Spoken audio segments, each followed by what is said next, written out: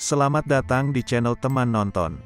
Film ini bermulai dengan seorang pria bernama Ray yang sedang pergi dengan istri dan anaknya. Istrinya bernama Joan dan anaknya bernama Pri. Di perjalanan, Ray sedang bertengkar dengan Joan, karena Joan merasa Ray sudah tidak fokus dalam hidup. Kemudian, Pri meminta untuk pergi ke toilet untuk buang air, dan mereka pun berhenti di tempat pemberhentian.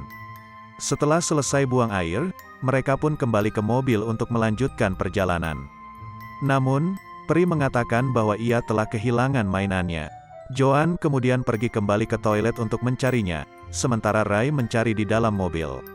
Saat sedang mencari mainan Pri tiba-tiba didatangi oleh anjing liar, yang membuat Pri mundur ke dekat tebing karena merasa takut. Ray yang melihat itu, kemudian melempar batu untuk mengusir anjing itu.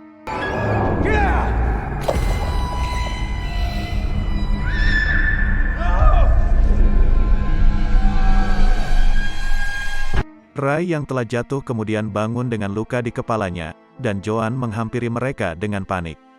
Namun, Pri tampak pingsan dan tidak sadarkan diri. Ray yang masih syok dengan kejadian itu, hanya bisa diam sementara Joan menanyai Ray. Ray kemudian mendorong Joan yang mengganggunya, untuk berusaha menenangkan diri.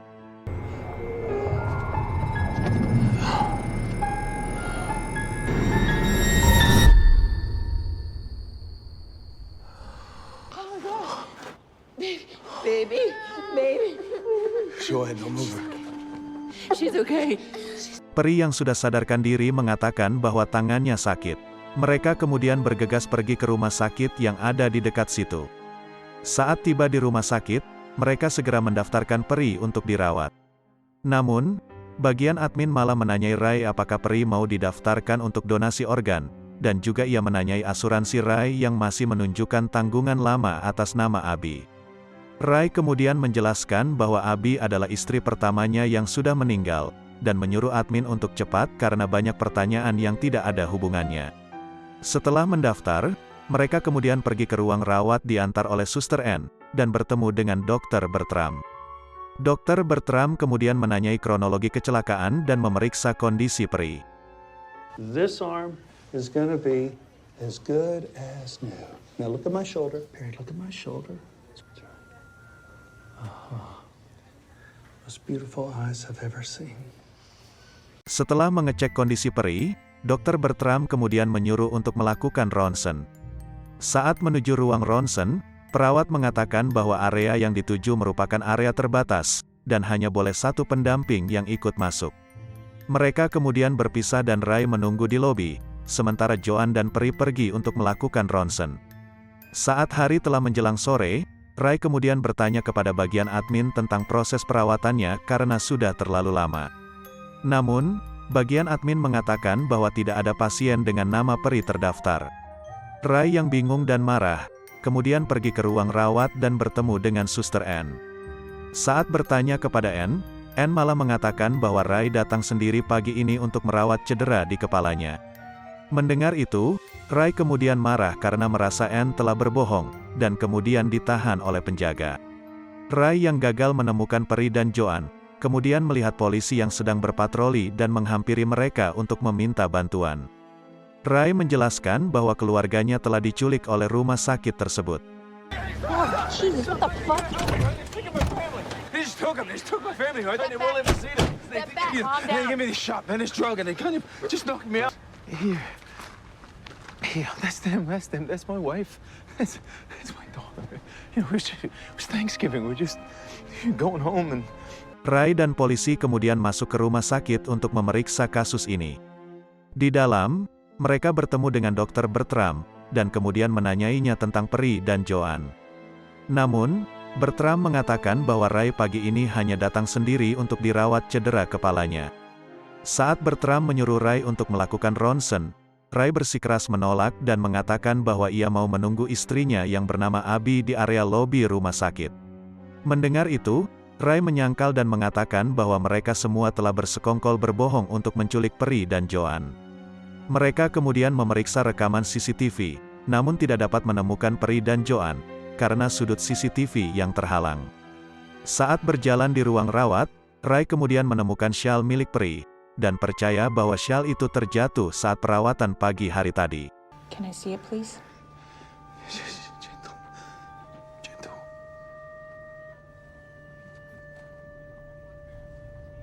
She fell in the hole and I fell in on top of her and that's when she got the blood. And then we came here because she had a broken arm and we saw you and...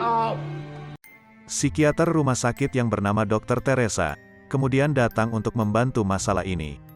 Teresa kemudian berbincang berdua dengan Ray untuk mencari tahu lebih detail.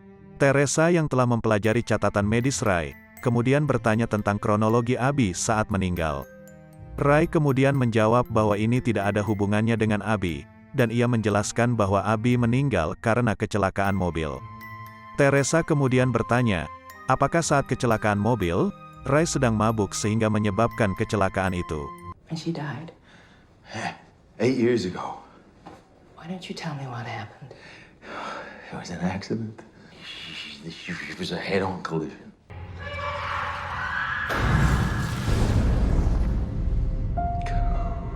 Abby died in a car accident 8 years ago, and it kills me. Teresa yang melihat Ray dalam kondisi trauma, kemudian mengusulkan untuk mereka semua pergi ke tempat kejadian saat peri terjatuh, untuk mencari tahu lebih lanjut. Saat tiba di lokasi, mereka menemukan darah yang banyak yang telah tertimbun dengan salju. Ray kemudian mengatakan bahwa itu adalah darah dari luka kepalanya yang ia dapatkan saat ia terjatuh. Namun, penjelasan Ray tidak masuk akal karena darah tersebut terlalu banyak dan tidak mungkin dari luka kepala. Polisi kemudian mencurigai Ray atas pembunuhan keluarganya dan menangkapnya. Ray yang bingung dengan semua ini, kemudian berbicara kepada Teresa. Were you upset about something? Upset at your daughter, maybe?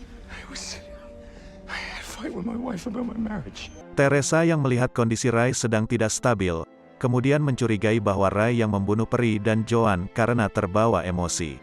When you saw what you done to Perry and then Joanne, your mind couldn't accept the fact that it had happened all over again.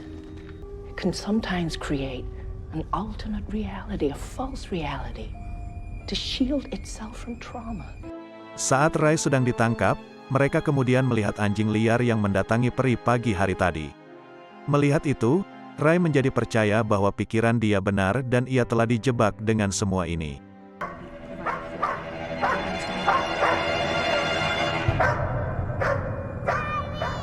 Ray kemudian dengan cepat mengambil pistol polisi dan menyandera Teresa, dan menyuruh semua untuk masuk ke dalam gudang dan menguncinya. Setelah itu, Ray kembali ke rumah sakit dan menyelinap masuk diam-diam untuk mencari keluarganya. Di dalam, Ray melihat staf yang membawa kotak organ manusia. Ray kemudian melihat Peri yang sedang mau dioperasi dan segera menyelamatkannya. You don't need to do this. Joe! Joe!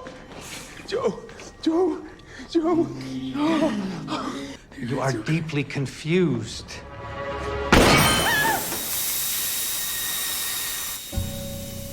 Namun saat Ray mau berjalan keluar, dokter tiba-tiba menangkap Ray dan berusaha membiusnya.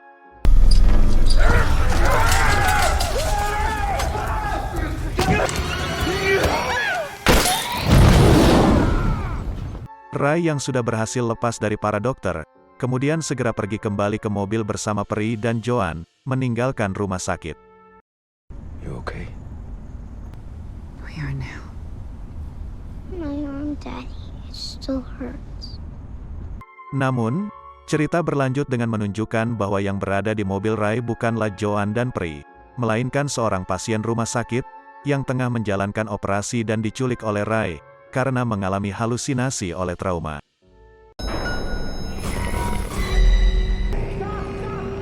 You are deeply confused. You're not thinking clearly.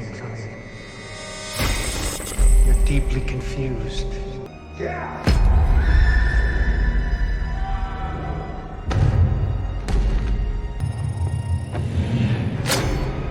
To shield itself from trauma, from the things we fear, from the horrors we can't